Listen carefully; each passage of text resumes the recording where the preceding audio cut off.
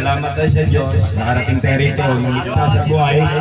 Kaya maraming salamat din sa ating buting Vice President ng Blue Crystal.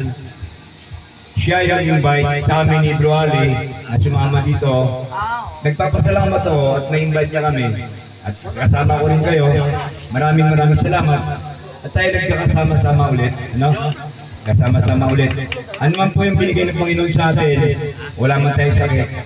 Kahit meron tayong konting karamdaman, nakarating tayo rito ng ligtas at buhay. Ingatan tayo ng Panginoon. Ang pinakamaganda doon, lahat tayo nagkakaisa. Dahil sa birthday niya, no? Nakalipas man. Pero ngayon, magpaiwating tayo ng kanya-kanyang saloobin kung ano man yung naramdaman natin. Ang dapat nyo sabihin sa kanya, papasalamat kayo, o ano man, ay maluwag sa kanyang kalooban at tatanggapin yun. Ako nagpapasalamat ako, no? Sabi, kasama kami. Siya yung sa lakad namin, may kasama kami dalawa. Ayos naman.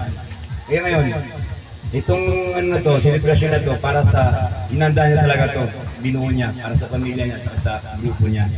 Ayan po.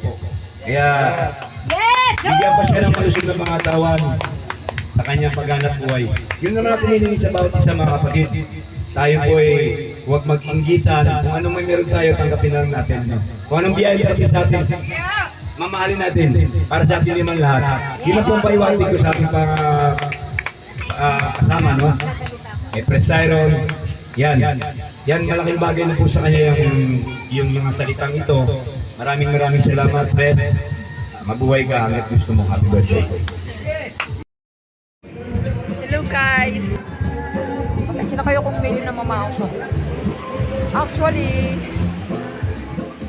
kaya ako nandito sa may Cavite, may Llorente.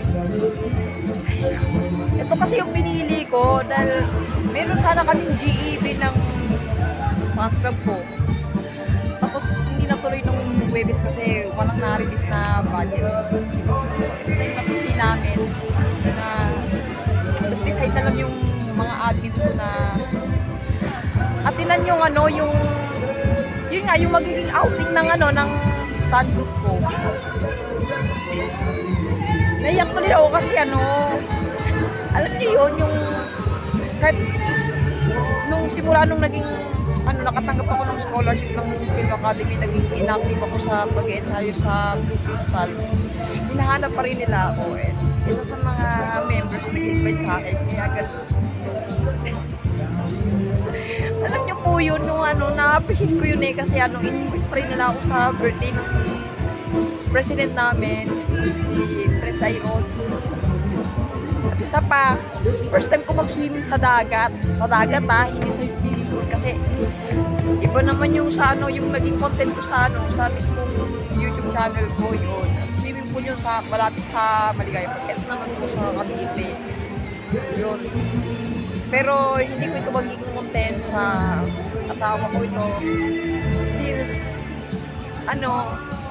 page editor na rin siya sa official FB page ng Tropa Barca Famous. Wala pa naman siyang tema na swimming. Kaya mangyayari sa kanya mapupunta yung magiging content ngayon. Ewan ko lang kung itong speech ko i-upload ko uncut ba sa profile ko. Ganun. Kasi ang bala ko lang talaga i-merge ko sa yung sa Bitbit River tapos yung dito sa Cavite. Ganun. Para mas mababa yung duration ng content niya, ganun. Alam niyo, naiyak talaga ako. Pero siguro naman kasi naunawaan nila kung bakit halos magiging active ako sa pagpa-practice ng ensayo. Pero as much as possible magtatabi ako ng pondo para maka-attend pa rin. Kahit na magiging twice a week yung workshop ko, Spanish tsaka sa writings. Alam niyo naman po kasi na syempre saan ba ako kukuha ng mga magiging talent ko kung if ever na isasali sa short film yung magiging opera ko or yung nire-revise sa draft ng script ko sa writing workshop namin. Syempre yung Blue Crystal gusto ko rin naman po tulungan Kaya na-appreciate ko yung na hindi nila ako nakalimutan na i-invite. Thank you po talaga na yung Ambarca Famous Fans Club, ni-remind nyo. And I so appreciate. So, abang na lang po kayo sa YouTube channel ni Justin Bernal. Hindi ko po i-upload yung merge ng Midmit River tsaka ng Cavite, yung Jurela, diba? Bye!